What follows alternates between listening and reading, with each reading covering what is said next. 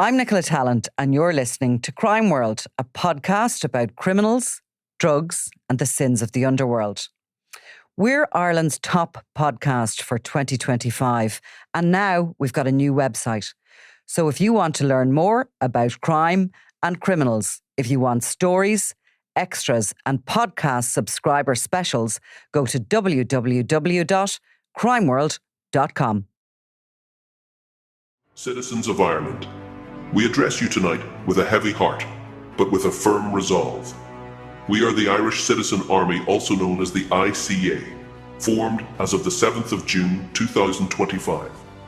We created the rebirth of the ICA of 1913.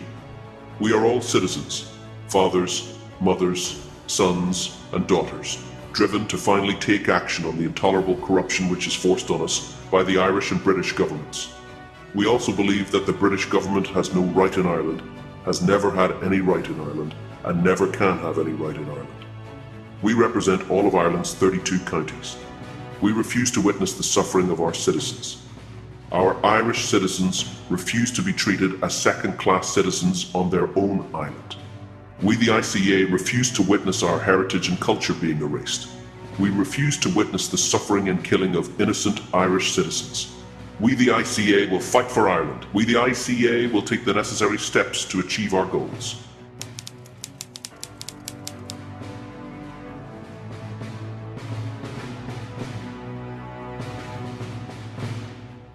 Our plan is to take action on the injustice of Irish citizens and to fight for a fair, free and independent Ireland.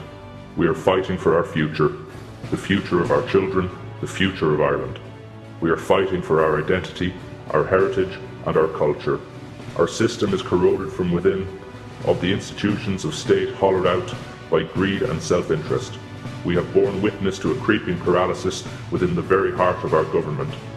Laws crafted to serve the people have been twisted to serve private pockets. Public funds, intended for healthcare, education, the protection of our communities, for our own homeless and our children have been siphoned off, diverted, or simply vanished into the ether of unaccountability.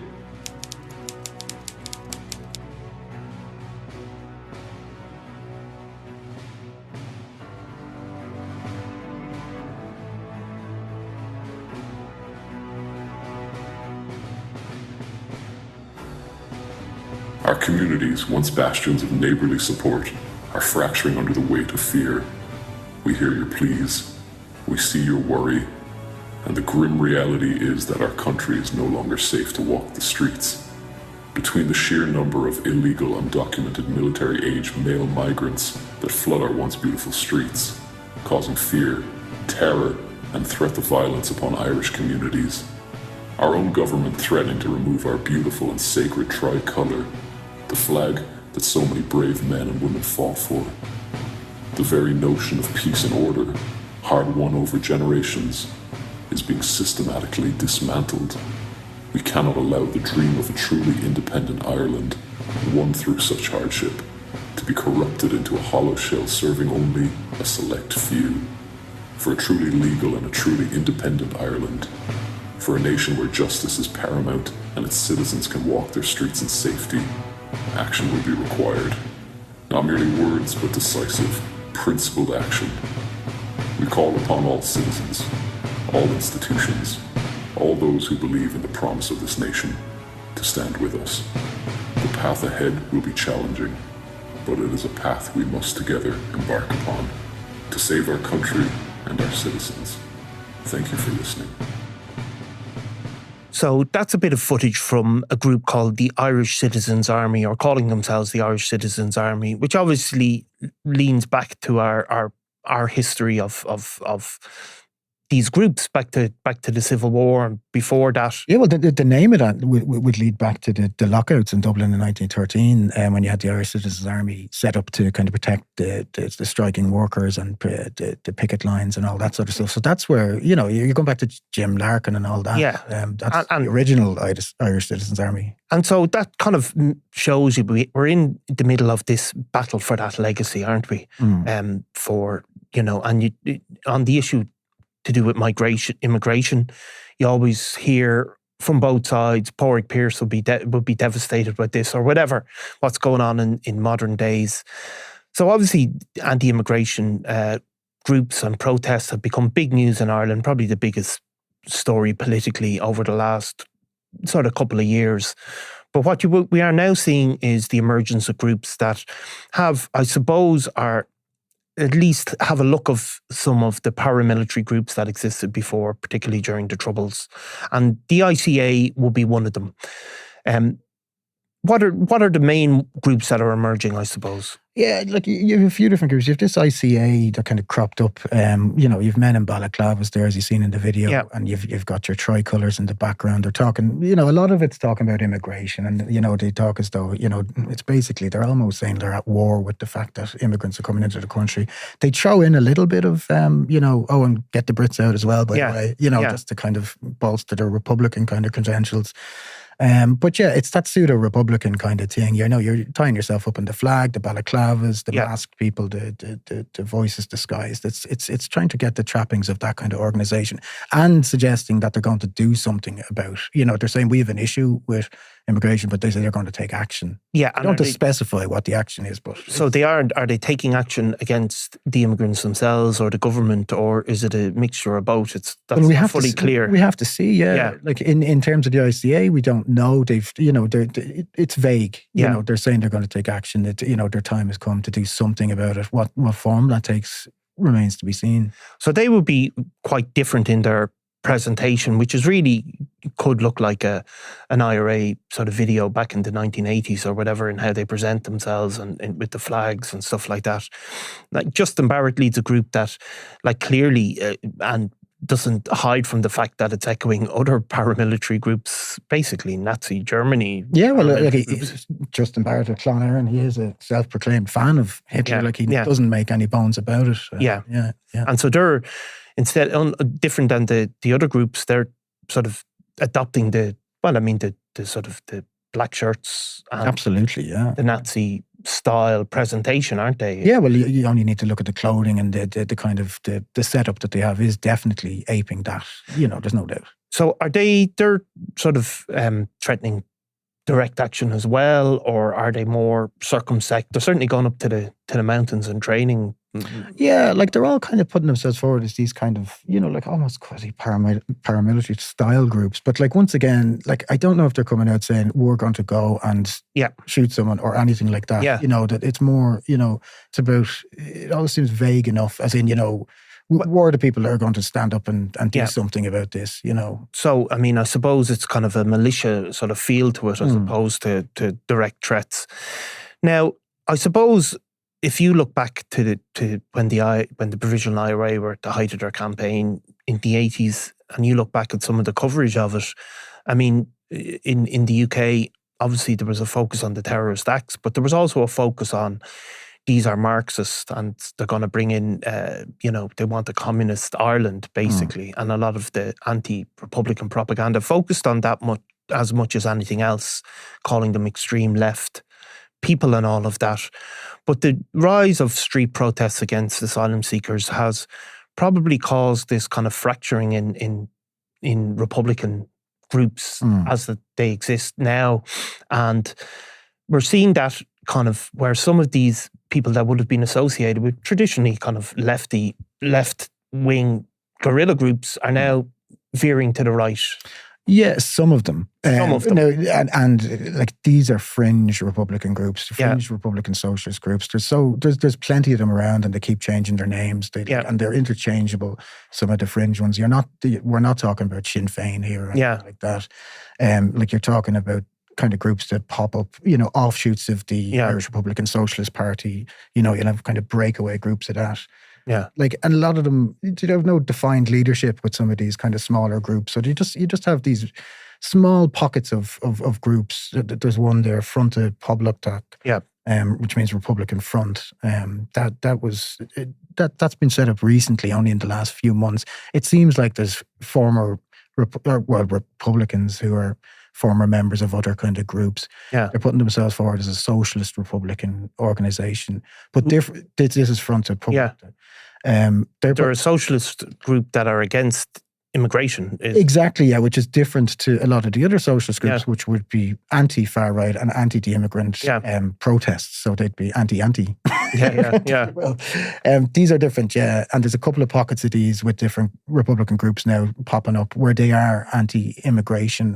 They think they'll put forward things that say, their ideology will say that mass immigration is a weapon being foisted on the Irish public, and when if we're in control and we set up a new republic, they'll all go. Yeah. And it'll all be Irish people, basically. Because the IRSP, like the Irish Republican Socialist Party, they were obviously aligned with the INLA. Yeah, they were the political wing of the INLA. Yeah, and the INLA were certainly at their formation, a Marxist group. There was no doubt about it. And they were, very, very left wing and certainly, would have been associated with some street violence against far-right people in the north and in the south. Absolutely, yeah. And that's the strange thing, because I think people who would have been involved with that would have very much directly been involved in, taking on the far right and saying that kind of stuff's wrong. In these different groups, like you have to remember as well, the IRSP, the INLA, like the INLA was, at one stage was like it's a pseudo-Republican group, which was like a extortion gang is what it evolved into. Yeah. Not to say that everyone in the IRSP was the same, but they certainly had affiliations with the INLA, which broke off. But the leadership structures are all over the place in these groups. It was kind of an identity-based thing based on whoever was the main character. Yeah, very localized as well. And all these different factions. Some of them were basically like gangs and groups. But sorry, to go back to a lot of the kind of wording out of them would have been that kind of, we're against attacking immigrants and all that sort of stuff, and we're socialists and everything else. But what's happening with the groups now or the smaller groups, is that they're still saying they're socialists. They're still saying they're Marx and they're Lenins and all that sort of stuff. But they're also anti-immigrant. So an example of one of these guys is a guy called Nathan Hastings, who he's originally from Derry, but had been living in Dublin as well at some stage. Yeah, he's from Derry originally. He was the Derry spokesman for the 32 county sovereignty movement, which was the political wing of what was the real IRA. Yeah. And then back in 2013, he was caught with firearms and explosives, bullets up the north. Which were believed to be linked to the new IRA, which is what the real IRA evolved into. It does get complicated. It does get complicated. This is what I said about these Republican groups. They change names and but look, the names change all the time, but don't worry about it. A lot of the players stay the same. So he was jailed for that. He got 10 years, 5 on license and 5 in prison. Yeah. Afterwards, he joined up with the IRSP. Yeah. Became involved in them. He moved to Dublin. Yeah. He was based in South inner city Dublin. And he was down there with the IRSP for a while, quite involved with them. And then more recent years, he went off as an independent Republican. Yeah. And he ran in the local elections. I think he got 88 votes. Okay. So not a great return as an independent Republican. And then in more recent months, we've seen him crop up with this group, Front of Public. Yeah. And have they been involved in sort of the City West protests and things like that? Yeah, they said they were giving their backing to the City West protests, and they came out with that similar rhetoric of kind of mass immigration being a weapon, and then they criticised, saying that City West was a place of antisocial behaviour for a long time now, and put out a statement basically supporting the protests. And has that come to the other side of that?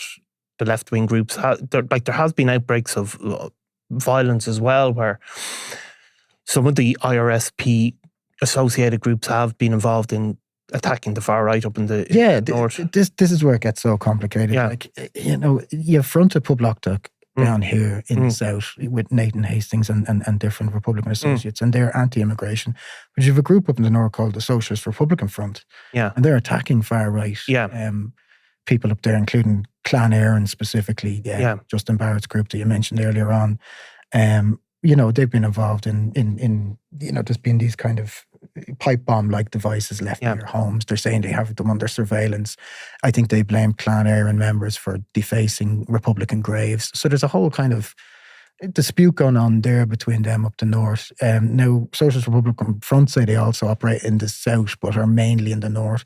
You have another group of Socialist Republicans calling themselves Anti-Imperialist Action. Yeah. They attacked Clan Éireann down in Dublin in September, and they bet up a couple of people who were Clan Éireann supporters. So you have all these different things, and interchangeably, like, I've no doubt that these people, some of them would know Nathan and all, and they would have moved in the same circle. So they're on different sides, but like they're all claimed to be socialist Republicans, but it's so out there. And obviously, like the fear of the Gardaí and the state in general is that one of these organisations will morph into a serious paramilitary organisation, I suppose. Well, that's it, yeah. And like, you have to remember, if you're dealing with people who already have, if people from different Republican groups, also from loyalist groups, like, let's not forget, this is the strange thing, that like the far right in Ireland had very much aligned itself with loyalists up the north. Yeah. We saw them marching in the streets of Belfast with the Union Jacks and the tricolours together last year. The loyalist paramilitaries obviously have terrorist know-how. They know how to make bombs. They know how to carry out terror campaigns. You have that history. Other people now involved in fringe Republican groups would also have that know-how as well. So you are getting this, I suppose, this aspect coming to them, that this extra skill set, maybe, if that you're building up between these networks. And some of these groups are obviously, associating themselves with the history of paramilitarism in this country, Now, obviously, there's a very serious case coming before the courts that we probably can't get into too much, but obviously a number of men have been charged in connection with for allegedly planning to target a mosque. And again, there is a guy who was attempting to join Sinn Féin anyway, at least had it said he was kicked out of the party, or his partner was kicked out of the party because of that association. Yeah, his partner was a common organiser, I think, in the Midlands. She would have been involved in Sinn Féin. He tried to get in a number of times, but was rejected. Now, I think the reasons he was rejected would have been to do with the fact he was a drug dealer. Yeah. And he admitted in court he was a drug dealer. He was done, I think, on possession of drugs charges, but said, I was dealing drugs. Yeah. So that probably stopped Sinn Féin from letting him into the party in the first place. Not for his want of trying. I think he applied a couple of times and was refused. Sinn Féin then ejected his partner from the party after they learned that their house was raided, and he was arrested in relation to that operation. He was later released without charge. I think the Sunday World went down to try and speak to him. He didn't want to talk to us about it. He did try and join Sinn Féin, but Sinn Féin are very adamantly opposed to kind of any of that kind of... And people like Jerry Adams even are being harassed on the street by some of these far right. And Mary Lou MacDonald we've seen recently. This is happening. Like, Sinn Féin are very much actually a target of a lot of the far right kind of groups. And in particular, they sort of get blamed more because... they just, I suppose, because they're in those communities, they've traditionally a strong vote, but they certainly are they're hate figures really for absolutely far right. Yeah, definitely. Yeah, so it's something I suppose, Alan, we're going to have to keep an eye on, because obviously we saw before, if there is violence, these groups on the streets of Dublin, these groups, while they're not organising some of these sort of relatively spontaneous protests against asylum seeker centres, they certainly try and infiltrate and make the most of those protests when they do happen. Absolutely, yeah. And if you think about it, like some of the people I've been speaking to for this article, they would have said that it's a process of radicalisation is happening with people. So someone doesn't go along to a protest at an IPAS centre and someone hands them a gun and say, here, you go off and shoot a foreigner there. Yeah. It's a gradual process. So you'll go along, you'll start, you might have an issue in your local area and think, I'm not happy now that there's suddenly all extra people in from abroad. You go along to the protest, someone starts talking to you at it. They start telling you about things like the Great Replacement Theory. Yeah. This is a theory that a few years ago people would have laughed at, which was that there's a kind of global elite deliberately trying to replace kind of white populations in countries like Ireland with people of different skin colour. Yeah. And it predominantly seems to be pushing a kind of Muslim thing as part of that conspiracy theory. Seems to be a heavily, one of the things they try and claim. So people are starting to believe that now. Even though it seemed outrageous years ago, that it's starting to get into people's heads. So I think what's happened is, you have disenfranchised people who might already not be big fans of the government or the state or the Gardaí. They're coming along to maybe some of these protests. Then people are talking to them about, Great Replacement Theory, all that sort of stuff. Then they start to see it in a gradual process, maybe as, this is a war that they're fighting. Like in their heads, it might be a war that they're involved in. So then as the further and further along you go down that chain, you know, someone who wasn't going to take a gun off someone at the start of that might then in the future, because they might start seeing themselves as a soldier in an army, and they suddenly got a purpose in life. Yeah. You know, in their heads, that this is some kind of invasion of Ireland that they need to defend the country against, because that's the rhetoric they've been fed, not just by people in Ireland and the different groupings, but like internationally, social media, all this sort of stuff. The fact that we're an English-speaking country as well puts Ireland very much on the radar of the far right and the extremist networks across the world. Well, look, undoubtedly it's something we'll be coming back to again and again, Alan. So thanks for that. No bother.